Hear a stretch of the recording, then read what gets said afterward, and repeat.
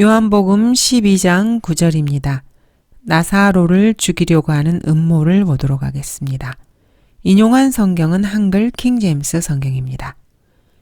그때 유대인의 큰 무리가 주께서 그곳에 계신 것을 알고 왔으니 이는 예수뿐만 아니라 그가 죽은 자들로부터 살리신 나사로도 보려 함이더라.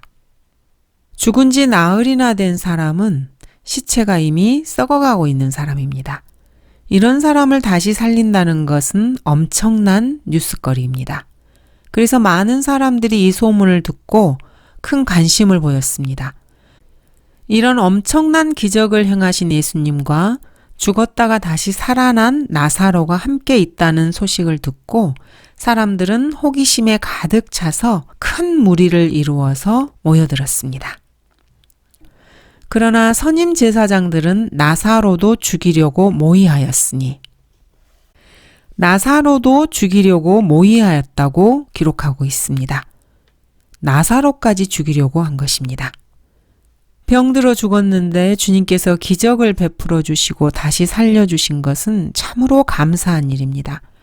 이러한 주님께 감사와 영광을 돌리는 것은 인간이라면 너무나도 당연한 인지상정입니다. 그런 주님께서 자기 마을에 다시 오셔서 그 주님과 식탁에 앉아서 식사를 대접하는 것은 너무나도 당연한 일입니다.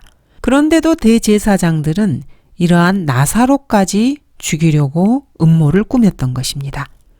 어떤 사람이 죽었다가 다시 살아났습니다. 사람들이 그 일에 대해서 호기심을 가지고 구경하러 오는 것은 당연지사입니다. 이것은 나사로의 잘못이 결코 아닙니다. 그런데도 나사로를 죽이려고 했던 것입니다. 자기 자신밖에 모르는 이러한 종교 지도자들은 오직 자기 자신의 것에만 관심을 보일 뿐입니다. 자신의 지위, 자신의 종교적인 위치, 사람들로부터 받는 존경, 이러한 것들이 예수님과 나사로로 인해서 위태롭게 된다는 위기감을 느꼈던 것입니다. 자신들의 수입에만 관심이 있는 자들, 자신의 배만 섬기는 자들, 이런 종교인들은 다 이런 식의 태도를 보입니다. 참으로 해도 너무한 것입니다. 병으로 죽어서 예수님 덕분에 겨우 살아난 사람을 또 죽이려고 하는 것입니다. 예수님은 죽은 생명을 살려주시는 분이시지만은 세상의 종교 지도자들은 살아있는 사람을 죽이려는 마귀의 자식들입니다. 이는 그 사람으로 인하여 많은 유대인들이 가서 예수를 믿었기 때문이라. 대제사장들이 자신들의 지위에 연연하는 이런 비겁한 사람들이 아니었고 또 치사하게 돈에 그런 신경 쓰는 사람들이 아니었다면은 참으로 엄청난 일이 이때 일어났을 것입니다. 하늘에서 직접 오신 하나님이 아니라면은 도저히 행할 수 없는 그런 기적들을 예수 그리스도께서 행하시는 것을 보고 많은 사람들이 와서 주님을 믿었습니다. 이것은 바꿀 수 없는 사실입니다. 예수님께서 하나님께서 보내신 분이고 메시아라는 사실을 도저히 부인할 수 없는 그러한 지경에 이르렀습니다. 당시 종교 지도자들은 그 누구보다도 더 분명하게 이 사실을 인지하고 잘 알고 있었을 것입니다. 그런데도 현실적인 자신들의 이익을 포기하지 못하고 이러한 위대한 진리 앞에 무릎을 꿇을 수 없었던 것입니다. 먹고 사는 일에 급급하고 자신의 사회적 지위와 수입에 연연하는 사람들은 이렇게 비열하고 비참한 모습을 보입니다. 인간이 어떻게 이럴 수 있을까요? 성경은 그 실례를 우리에게 아주 생생하게 잘 보여주고 있습니다. 인간은 바로 그런 존재라고 성경은 답하고 계십니다. 사실 나사로는 아무런 죄가 없었습니다.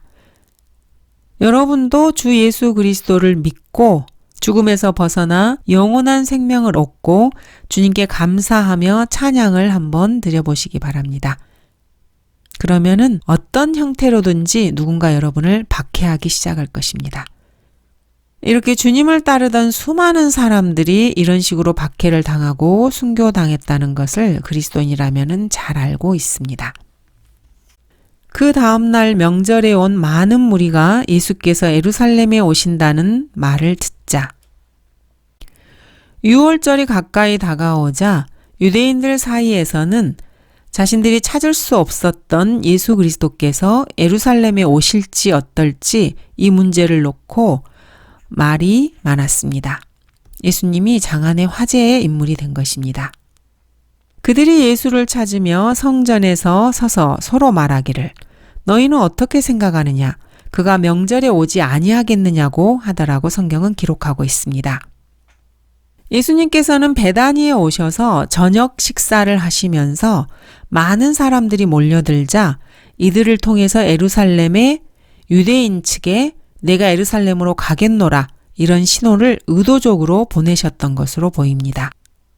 대제사장들과 바리새인들이 예수님을 잡고자 혈안이 되어 있는 이러한 상황에서 예수님 자신이 이들의 본거지로 가겠다고 선포하신 것입니다.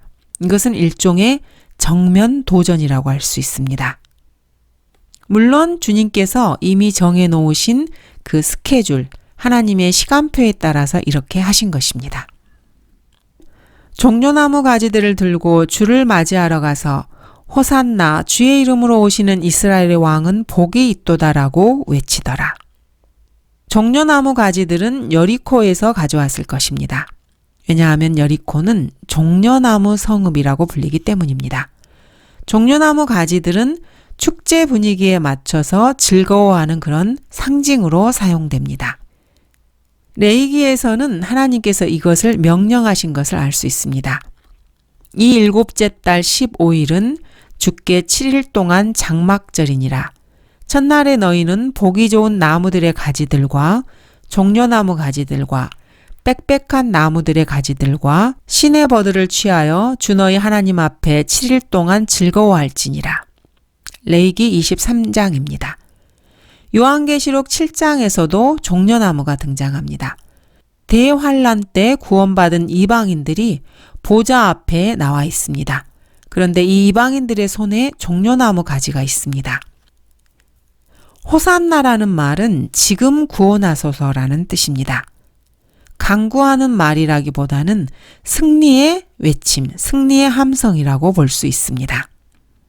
사람들은 주님을 맞으러 나가서 승리감에 젖어서 외치고 있습니다. 호산나라고 외치고 있습니다. 이러한 모습은 스가랴 9장에 예언되어 있습니다. 오 시온에 따라 크게 기뻐하라. 오 예루살렘에 따라 소리 지르라. 보라 내 왕이 내게 오시나니 그는 공의로우시며 구원을 지니셨고 겸손하시며 나귀를 타시리니 나귀의 새끼인 어린 나귀니라. 스가랴 9장에 예언된 이 말씀이 지금 13절에서 성취되고 있습니다. 호산나 주의 이름으로 오시는 이스라엘의 왕은 복이 있도다. 왕국이 다가오고 있다는 것을 공식적으로 알리는 외침입니다. 다니엘서에서도 선지자 다니엘은 주님께서 이 땅에 오셔서 왕국을 세우시고 이방인들을 멸하실 것이라고 예언했습니다. 그러나 그 이전에 먼저 예수님께서는 십자가에 달려 처형되셔야 했고 그 다음에 부활하시고 하늘에 승천하신 다음에 다시 오셔야만 합니다. 그래서 사실 이 장면은 예수님께서 재림하실 때 실제로 일어날 일입니다. 그런데 주 예수 그리스도께서는 십자가에 처형되기 며칠 전에 공식적으로 주의 이름으로 오시는 이스라엘의 왕으로서의 모습을 보이십니다. 왜 그러셨을까요? 이제 유대 지도자들이 주님을 죽이려고 계획하고 있고 실제로 그것이 실현될 날이 다가오고 있었습니다. 그리고 영광의 주님께서는 자신의 목숨을 내놓을 준비를 다 하고 계셨습니다. 바로 이 순간, 그때야말로 그들이 십자가에 달아 처형한 그분께서 다름 아닌 자신들의 왕이었다는 사실을 분명하게 밝혀두실 필요가 있는 그런 시점이었습니다. 유대인들의 왕이신 예수 그리스도를 처형한 데 대해서 이스라엘은 분명히 자신들의 책임을 져야 할 것입니다. 이제 유대인들은 변명의 여지가 없게 된 것입니다. 왜냐하면 예수님께서 자신이 주의 이름으로 오시는 이스라엘의 왕이라고 선포하셨기 때문입니다. 이들은 주님께 언제까지 내가 우리를 의심하게 하려느냐? 내가 그리스도이면 우리에게 분명히 말하라. 이렇게 말한 적이 있습니다. 그래서 주님께서는 자신이 다니엘이 예언한 그 사람이고 스가랴가 예언했던 그들의 왕이라는 것을 공개적으로 널리 선포하셨습니다. 그래서 더 이상 내가 우리를 의심하게 하였다, 이러한 핑곗거리를 만들지 않으려 하신 것입니다. 제자들이 이 일들을 처음에는 깨닫지 못하다가 예수께서 영화롭게 되신 그때서야 이 일들이 주에 관하여 기록되고 그들이 이 일들을 주께 행한 것인 줄 기억하더라. 제자들은 시간이 한참 지난 뒤에야 성경 예언이 이렇게 진행되고 있었다는 것을 깨달았습니다. 그리고 자신들이 그 성경 예언의 한 복판에서 그 실현에 참여하고 있었다는 것을 알게 되었습니다. 그렇지만 누가복음 19장에 기록되어 있는 것처럼 주님께서 예루살렘으로 입성하시면서 도성에 가까이 오셨을 때 그 도성을 보시고 울면서 말씀하시는 것을 보았을 때 제자들은 참으로 당황했을지도 모릅니다. 누가복음 19장입니다. 여기서 주님께서는 예루살렘을 위해 우십니다. 주께서 가까이 오시어 그 도성을 보고 울며 말씀하시기를 적어도 이 너의 날에 너만이라도 너의 화평에 속한 일들을 알았더라면 좋았으련만. 그러나 이제는 그것들이 너의 눈에서 감추어졌느니라. 그 날이 너에게 임하리니 그때에는 내 원수들이 너의 주위에 방벽을 쌓고 너를 포위하여 사방에서 가두리라. 또 그들은 너를 땅에 내어 치리니 내 안에 있는 내 자식들까지라. 그리고 그들은 너에게 돌 위에 돌 하나도 남겨두지 아니하리라. 이는 너를 감찰하는 때를 내가 알지 못하기 때문이라고 하시니. 이러한 주님의 모습을 보고 제자들은 참으로 어리둥절했을 것입니다. 그렇지만 예수께서 영화롭게 되신 그때 성경에 예언된 주님의 영광이 실현된 것을 제자들은 깨달았습니다. 그 순간에 예수 그리스도께서는 울며 예루살렘으로 들어가고 계셨습니다. 그때 주께서 나사로를 그의 무덤에서 부르시어 죽은 자들로부터 살리셨을 때 주와 함께 있던 무리가 증거하더라. 이런 연유로 그 무리도 주를 맞으니 이는 주께서 이 기적을 행하신 것을 그들이 들었기 때문이라. 그러므로 바리새인들이 서로 말하기를 너희가 얼마나 부질없는 짓을 하는지 아느냐. 보라, 세상이 그를 따라가는도다라고 하더라. 바리새인들은 예수 그리스도를 체포하기 위해서 기회를 엿보고 있었습니다. 그런데 세상이 그를 따라가는도다라고 그들 스스로 고백하고 있습니다. 대중이 그분을 그렇게 대했던 것입니다. 그래서 바리새인들조차도 어떻게 손쓸 도리가 없었고 군중들에게 그저 위협만 가할 뿐이었습니다. 너희가 얼마나 부질없는 짓을 하는지 아느냐. 바리새인들은 예수 그리스도를 많은 사람들이 보는 자리에서 공공연하게 체포하는 것이 불가능하다는 것을 알아차린 것입니다. 그래서 은밀히 예수님을 체포할 수 있는 기회를 엿보기로 한 것입니다. 이때 아주 유용하게 이용되는 것이 바로 배신자 유다 이스카리옷이었습니다.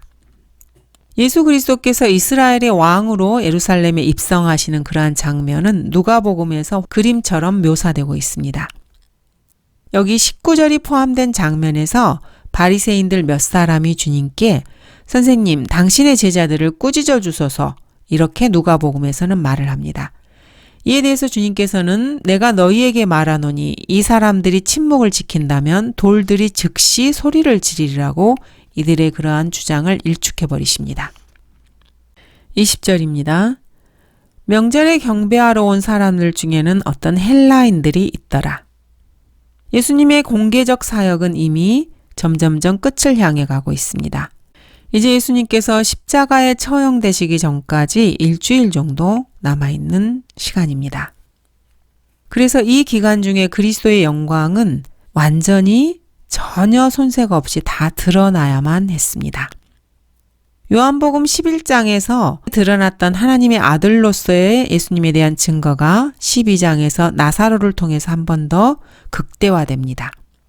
그런 다음에 예수님께서는 이스라엘의 왕으로서의 모습을 대대적으로 드러내십니다.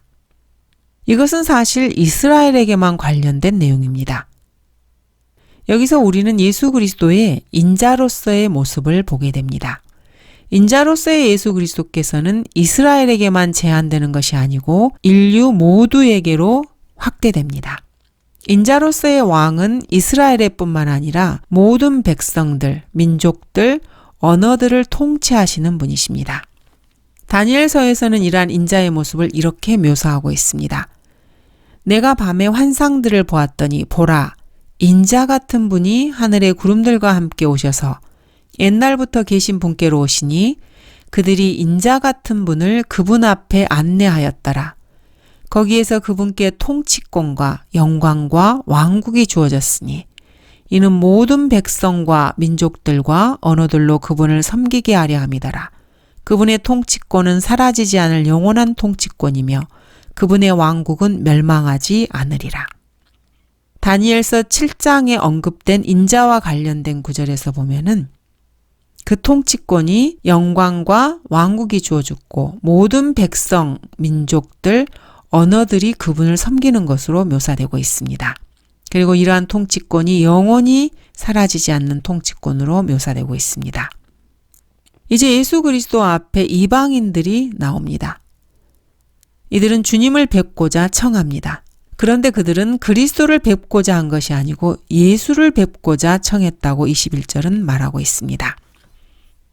21절, 그러므로 이들이 갈릴리 벳세다 사람 빌립에게로 가서 그에게 청하여 말하기를 선생님, 우리가 예수를 뵙고자 하나이다 라고 하자. 이방인들이 뵙고자 원했던 것은 이스라엘의 메시아로서의 그리스도가 아니라 온 인류의 구세주로 오신 인자이신 예수님이었습니다. 이에 대해서 예수님께서는 26절에서 누구나 나를 섬기고자 하면 나를 따라오라. 누구나 나를 섬기면 아버지께서 그를 높이시리라고 말씀하십니다. 그렇게 말씀하심으로써 신약에서 이방인들을 위한 사역의 출발점을 암시하고 계십니다. 20절에서는 명절에 경배하러 온 사람들 중에는 헬라인들도 있었다고 말씀하고 계십니다. 이방인들 가운데서 유대교로 개종한 사람들이 명절이면 경배하러 예루살렘에 왔던 것을 우리가 여기서 알 수 있습니다.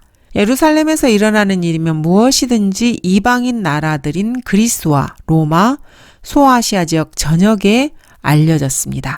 사도 바울이 아그리파 왕 앞에서 자신을 변호하는 자리에서 이렇게 말합니다.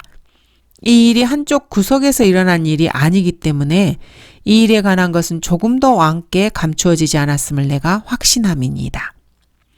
21절, 그러므로 이들이 갈릴리 벳세다 사람 빌립에게로 가서 그에게 청하여 말하기를 선생님, 우리가 예수를 뵙고자 하나이다 라고 하자. 팔레스타인 북쪽 지방인 갈릴리 벳세다는 유대인들뿐 아니라 이방인들도 함께 섞여서 살고 있던 그런 지방이었습니다. 그럼에도 불구하고 그 침침함이 괴로움을 당하던 때만큼은 되지 않을 것이니 그가 수불룬 땅과 납탈리 땅을 처음에는 가볍게 괴롭히셨다가 그 후에 요단 건너 민족들의 갈릴리에 있는 해변길에서 더욱 가혹하게 괴롭히셨을 때라고 이사야 9장 1절에서는 말씀하십니다. 갈릴리를 두고 요단 건너 민족들의 갈릴리라고 묘사하고 있습니다. 거기에 민족들, 즉 이방인들이 살고 있었다는 것을 드러내고 있는 구절입니다. 이렇게 갈릴리는 이방인들과 관련이 있습니다. 이방인들 가운데는 유대교로 개종한 사람들도 있었습니다. 이 이방인들, 즉 헬라인들이 명절에 예루살렘으로 경배하러 왔다가 선생님, 우리가 예수를 뵙고자 하나이다 이렇게 빌립에게 청합니다. 참으로 아름다운 장면입니다. 사람으로 태어난 사람이라면 그 누구라도 우리가 예수를 뵙고자 하나이다 이렇게 반드시 말해야 합니다. 23절, 예수께서 그들에게 대답하여 말씀하시기를 인자가 영광을 받을 시간이 왔도다.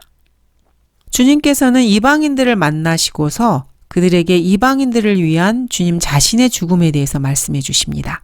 유대인의 메시아로서의 유대인을 위해서뿐만 아니라 이방인들을 위한 인자로서 죽을 시간이 가까이 왔다는 것을 미리 말씀하신 것입니다. 예수 그리스도께서 이방인들을 만나신 자리에서 이것을 먼저 말씀하신 것은 아주 시적절한 말씀입니다. 왜냐하면 이방인들이 찾아와서 우리가 예수를 뵙고자 하나이다 이렇게 청한 것은 예수 그리스도께서 구세주라는 것을 이방인들이 깨닫기 시작했다는 것을 알리기 때문입니다. 예수 그리스도께서는 이스라엘의 메시아이실 뿐만 아니라 온 인류의 구세주로서 이방인들을 만나야만 하셨습니다. 그래서 주님께서는 반드시 죽으셔야만 했던 것입니다. 인자가 영광받을 시간이 왔도다고 주님은 말씀하십니다. 사역 초기에 카나의 혼인식에서 주님께서는 마리아에게 나의 때가 아직 이르지 않았다고 말씀하셨습니다. 그리고 사역을 하시는 중에도 유대인들이 주님을 잡으려고 시도하였지만은 주께 손을 대는 사람이 아무도 없었던 그 이유가 아직 그의 때가 이르지 않았기 때문이라고 성경은 기록하고 있습니다. 그런데 이제 주님께서는 자신의 때가 이르렀다는 것을 직접 공표하십니다. 그리고 그 때가 주님께서 영광받을 시간이라고 말씀하십니다. 그것도 이방인들 앞에서 공식적으로 발표를 하십니다. 주님께서 죽으시는 것을 영광받는 일로 말씀하십니다. 주님께서는 제자들과 마지막 만찬을 하시는 자리에서도 이렇게 말씀하셨습니다. 이제 인자가 영광을 받으며 하나님께서도 그 안에서 영광을 받으시는도다. 하나님께서 인자 안에서 영광을 받으시면 하나님께서도 자신 안에서 인자를 영화롭게 하시리니 그를 즉시 영화롭게 하시리라. 예수 그리스도의 죽으심은 주님께 영광이고 또 그분 안에서 하나님께도 영광이며 하나님 안에서 그리스도께서 영화롭게 되시는 것입니다. 24절 진실로 진실로 내가 너희에게 말하노니 한 알의 밀이 땅에 떨어져 죽지 아니하면 한 알 그대로 남아있지만 죽으면 많은 열매를 맺느니라. 자, 이것이 사실인지 아닌지 알고 싶으시다면은 어떤 씨앗이라도 한 움큼 가져다가 땅에 심어 보시면 됩니다. 며칠이 지나면 땅 속에서 파릇파릇 싹이 돋아나는 것을 볼 수 있습니다. 여기저기에서 씨앗에 싹이 트는 소리가 귀에 들려올 것만 같습니다. 어떤 농부들은 밤에 밭에 나가보면은 싹이 돋는 소리가 귀에 들린다고 말하기도 합니다. 밭에 심은 곡식이 싹이 돋아나고 쑥쑥 자라는 속도를 보면은 그 힘찬 생명력이 충분히 소리를 내고 있다는 것을 알 수 있습니다. 처음에는 솜털이 보송보송한 연약한 싹이었는데 조금씩 자라면서 점점 단단한 줄기가 되고 그리고 억센 잎으로 바뀌어 갑니다. 그렇게 점점점 성장을 해 나가면은 드디어 꽃대를 내고 그리고 열매가 열리기 시작합니다. 열매가 한 알이 자라서 한 그루가 되고 그 한 그루가 적어도 서너 개의 열매를 내는 것입니다. 그럼 한 개에 적어도 300개 이상의 나달이 달리게 됩니다. 이것은 참으로 기적이라고밖에 할 수 없습니다. 한 알의 밀이 땅에 떨어져 죽으면 많은 열매를 맺느니라. 이것은 풍요를 가져오는 모든 경우에 적용되는 위대한 법칙입니다. 여러분의 삶도 마찬가지입니다. 여러분이 죽어서 새 생명으로 태어나지 않으면 풍성해질 수가 없습니다. 여러분이 매일매일 자신을 죽은 것으로 여기지 않는다면 삶이 풍요로워질 수가 없습니다. 이것이 바로 십자가의 원칙입니다. 십자가는 개인의 삶에 적용되어야 합니다. 그리고 십자가는 온 세상에 적용되어야 합니다. 십자가는 또 다른 사람들과의 관계에도 적용되어야만 합니다. 사도 바울은 자신을 부인하고 십자가에 스스로 달리지 않으면 십자가의 원수가 된다고 그리스도인들에게 가르치고 있습니다. 내가 자주 너희에게 말하였고 지금도 눈물로 말하지만 많은 사람이 그리스도의 십자가의 원수들로 행하고 있느니라. 오늘날의 기독교계의 교회들 가운데에서 십자가를 전파하고 사람들에게 십자가를 가르치고 십자가에 매달릴 것을 요구하는 교회는 극소수입니다. 왜냐하면 세상 사람들에게는 그것이 어리석게 보이기 때문입니다. 그러나 성경은 십자가를 전파하는 것이 멸망하는 자들에게는 어리석은 것이지만 구원을 받은 우리에게는 하나님의 능력이라고 선포하십니다. 사도 바울 역시 그리스도인들에게 나를 따르는 자가 되라고 권면합니다. 이것은 자기 자신을 부인하고 십자가에 스스로 달려서 죽은 것으로 여기라는 공고입니다. 그렇지만 사람들은 자신이 죽는 것을 별로 좋아하지 않습니다. 좋아하지 않는 것뿐만 아니라 길을 쓰고 죽지 않으려고 애를 씁니다. 왜 그렇습니까? 사람들은 십자가의 원칙을 모르기 때문입니다. 그들은 한 알의 밀이 땅에 떨어져 죽지 아니하면 한 알 그대로 남아있지만 죽으면 많은 열매를 맺느니라는 주님의 말씀을 전혀 이해하지 못합니다. 사람들은 죽어야 산다는 이 원칙을 전혀 모릅니다. 그래서 주님께서는 다음 절에서 아주 단호하게 말씀하십니다. 자기 생명을 사랑하는 사람은 그것을 잃을 것이요. 이 세상에서 자기 생명을 미워하는 사람은 그것을 영생에까지 보존하리라. 이것이 바로 주님께서 가르쳐 주시는 생명의 원칙입니다. 자기 부인의 원칙이고 십자가의 원칙입니다. 이 원칙은 사실 사람들이 생각하는 것과는 반대의 개념입니다. 이것은 바로 하나님의 원칙입니다. 여러분들은 몸의 근육을 잘 발달시키기를 원하십니까? 그렇다면 그 근육을 부지런히 써야 합니다. 근육을 아끼면 여러분의 근육은 빈약해집니다. 그렇지만 근육을 쓰면 쓸수록 더욱더 튼튼해집니다. 자, 여러분은 부자가 되고 싶습니까? 자, 돈을 벌고 싶다면 돈을 써야 합니다. 쓰지 않으면 돈을 벌 수 없습니다. 5달란트를 맡은 종이 그것으로 장사하여서 5달란트를 더 벌었고 2달란트를 맡은 종 역시 마찬가지로 2달란트를 더 벌었습니다. 그래서 주님은 그들을 칭찬해 주셨습니다. 그런데 1달란트를 맡은 종은 그것을 땅에 숨겨두었다가 그대로 주님께 드렸습니다. 그러자 주님께서는 악하고 게으른 종아, 너는 내가 심지 않은 곳에서 거두고 뿌리지 않은 곳에서 모으는 줄 알았으니라고 크게 꾸짖으셨습니다. 이것이 바로 십자가의 원칙입니다. 여러분 그리스도인들이 십자가에 매달려야만 여러분은 영생을 얻고 또 많은 열매를 맺을 수 있습니다. 여러분들은 정말로 영원한 생명을 얻기 원하십니까? 그렇다면 여러분의 생명을 주님께 내어드리십시오. 그러면 주 예수 그리스도께서 여러분에게 영원한 생명으로 돌려주실 것입니다. 여러분 자신이 자신의 생명을 아끼고 내놓지 않으면 여러분은 죽을 수밖에 없습니다. 끝까지 간직할 수 없는 것을 붙잡고 늘어진다면 얻을 수 있는 것을 놓치게 됩니다. 그런 사람은 바보입니다. 그리스도인들은 주님을 위해서 자신의 생명을 내어놓으셔야만 합니다. 그러면은 여러분은 더 풍성한 것으로 받게 됩니다.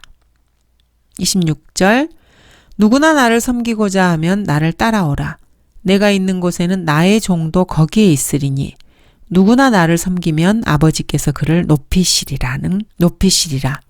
25절이 경고의 말씀이라면은 이 구절은 격려의 말씀입니다. 자기 생명을 사랑하는 사람은 그것을 잃을 것이요. 이 세상에서 자기 생명을 미워하는 사람은 그것을 영생에까지 보존하리라는 25절은 경고의 말씀입니다. 주님을 섬기는 사람은 주님의 종입니다. 그렇다면은 주인이신 주님께서 계신 곳에 그분을 섬기는 종 역시 반드시 그 곁에 있어야만 합니다. 그리고 주님께서 걸어가시는 길에 그 종도 주님과 함께 걸어가야만 합니다.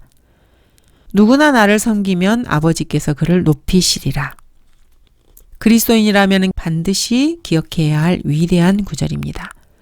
주님을 섬기는 것은 사람들에게서 영광을 구하는 것이 아닙니다. 하나님께로부터 오는 영광을 구하는 것입니다. 주님을 믿고 따르지 않는 것은 하나님께로부터 오는 영광보다 사람들에게서 받는 영광을 더 중요하게 여기기 때문입니다.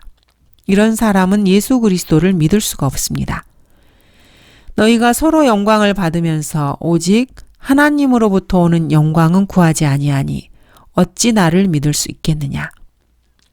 주님의 영광을 사랑하는 사람은 세상 사람들로부터는 영광을 받지 못합니다. 대신 하나님께로부터 영광을 받게 됩니다. 여러분은 주 예수 그리스도를 섬기기 원하십니까?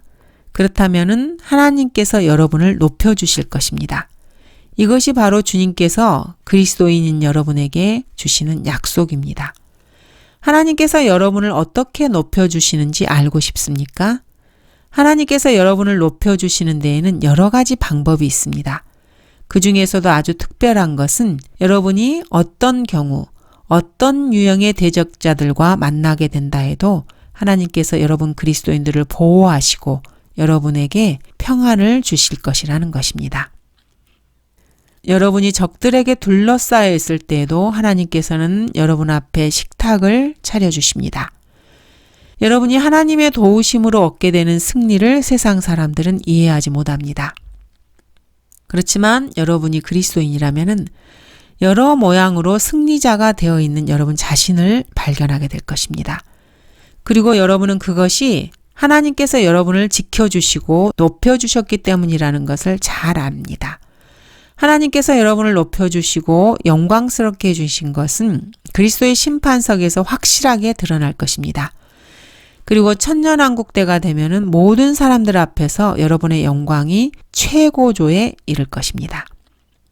구원받지 못한 모든 사람들까지도 다 부활해서 주님의 보좌 앞에 서게 될 백보자 심판에서는 그 절정을 이루게 될 것입니다. 여러분 그리스도인들이 사실 그대로 완벽하고 온전한 상태에 있다는 것을 보고 모든 사람들이 여러분의 영광을 부러워할 것입니다. 하나님께서 그리스도인인 여러분 당신을 높여주시는 것은 이런 여러 가지 모양으로 반드시 드러나게 될 것입니다. 감사합니다.